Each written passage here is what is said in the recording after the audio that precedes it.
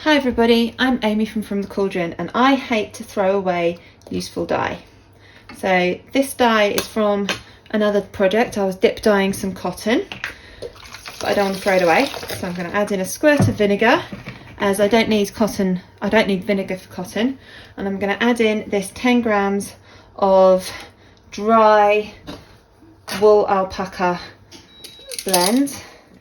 Originally this did have 0.1 gram of dye. It's Razzle Dazzle from Dharma. Some of that dye has gone into my other project. I'll give you a little peek of it. This one, I don't know which video is going to come out first, but I don't want to throw away this dye, so I'm just going to let this, I'm just going to do a bit of kettle dyeing here and just let the fibre absorb as much of this dye as possible. Hopefully we'll clear the dye bath.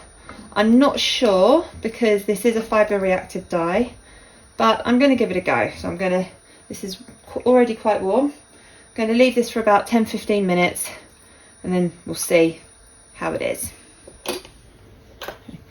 15 minutes later and the dye bath has almost completely cleared. So there's a tiniest amount of dye left in there. Let's have a little look at the yarn.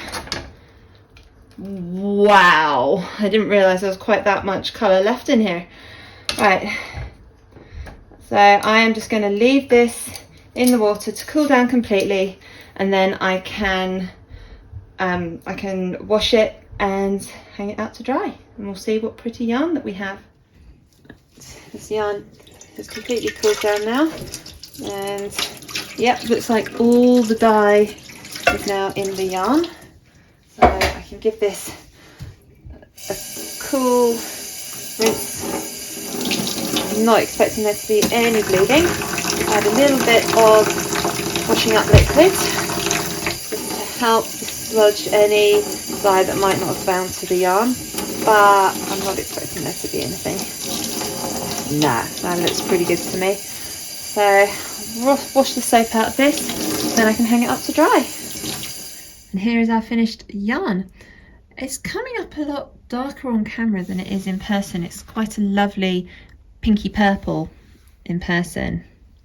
It's beautiful. It's quite a solid colour as well, which is nice. Considering this went in dry, it doesn't seem to be too patchy, which is fantastic. So this was dyed with leftover dye, and you can see I don't like to throw any dye away because I could use it to make something really pretty like this. Thank you so much for watching this video. I really hope you enjoyed it. Please click like and subscribe to my YouTube channel. I aim to produce a new dyeing tutorial every Monday.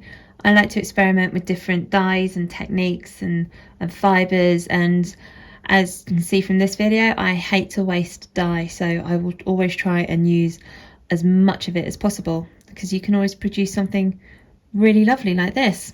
Thank you so much for watching.